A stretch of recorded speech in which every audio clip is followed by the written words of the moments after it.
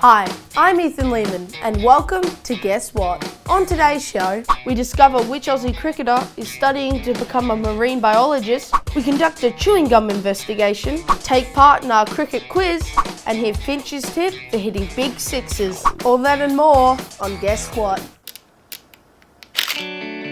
Guess who? That's Mitchell Starc from the Australian men's team.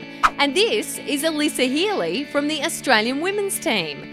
They started playing cricket together when they were 9 years old. Now they both play for Australia and are getting married. We actually used to share the wicket keeping for about the first 4 years until another boy came along and I shared the wicket keeping with him instead, and Mitch actually started bowling a little bit more. So yeah, but it was funny. He definitely shot up all of a sudden and had to become a bowler, but at the time he was a wicket keeper. These days you can often spot one of them on the sidelines watching the other one play. But as well as tons of cricket, Alyssa is also busy studying to become a marine biologist. Today she's learning about her favourite marine animal, the penguin. Being able to go and tour the world playing cricket, but switch off and be able to learn about something that you're really interested in, I think is really unique. Alyssa is a wicket keeper, and her uncle Ian Healy was also a famous wicket keeper for Australia. He's now a TV commentator. All of the Healy kids that play cricket have all been wicket keepers, so there's definitely something in the blood. Alyssa has been in the Australian team for 6 years and says women's cricket has changed a lot. It's really cool to be a part of, and I guess be a part of an era where women's cricket is changing and getting bigger and bigger, and I think this Women's Big Bash League has really helped that. Some of the girls have been friends and teammates for a long time. Lisa and I, we first met on a cricket field playing against one another, and then obviously playing with one another for New South Wales back in the primary school days. Alyssa and Mitch live on the beach in Sydney with their 2 pet staffies.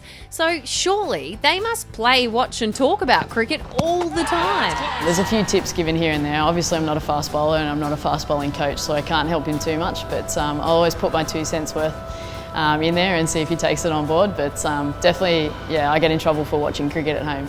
As for life after cricket and study, perhaps being a penguin keeper could be on the cards. I'd love to. I'd love to be.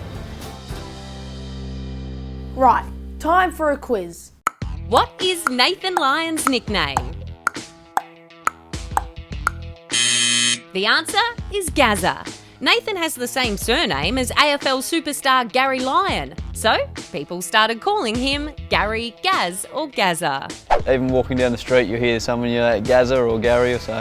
It's good, it's stuck, so it's not going to go anywhere.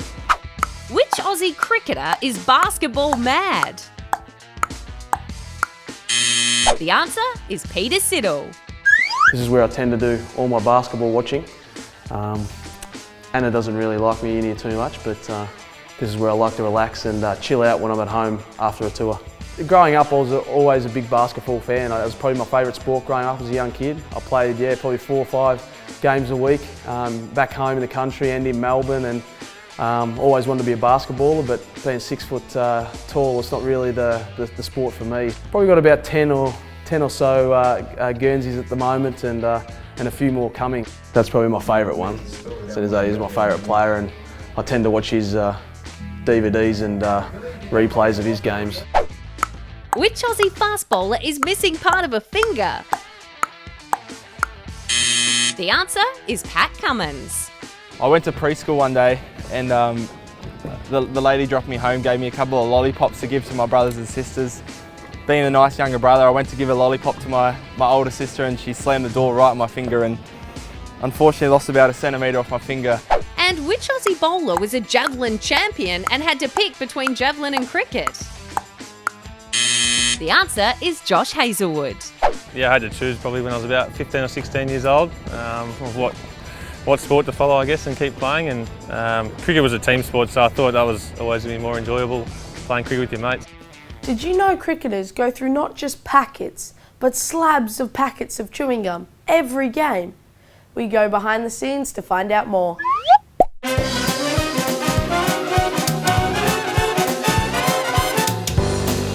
There's always a box of chewy waiting for us when we're about to walk out the change room, so that is quite a lot. The little packets of extra or juicy fruit or PK there sitting in in each change room where players can get a piece here and there. In the 12th man carries them onto the field, packets everywhere.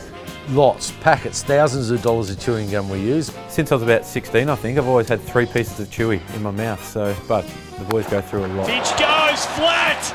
I usually try and carry out each session between 6 and 7 pieces in my pocket. I think the main chewers are probably Steve Smith, David Warner. I don't know why all the players chew chewing gum. I think it's because they're nervous. I certainly, if the game's tight, I'd probably chew too much chewing gum when it's tight. Most guys tend to chew it when they're a bit nervous. That's why I chew it a lot when I bat. My mother's a dental nurse, so she always used to tell me after eating lunch and stuff, always have chewing gum to try and look after your teeth. I chew the same pieces for the entire innings. Sometimes when you go to call or you go to talk between overs, it falls out accidentally, and then, yeah, I'm probably going to get out not long after that. Everyone has to put it in the bin, otherwise Boof goes crazy at you. Oh, make sure all our boys put it in the rubbish bin and not anywhere else. Before we go, here's a quick tip from superstar Aaron Finch.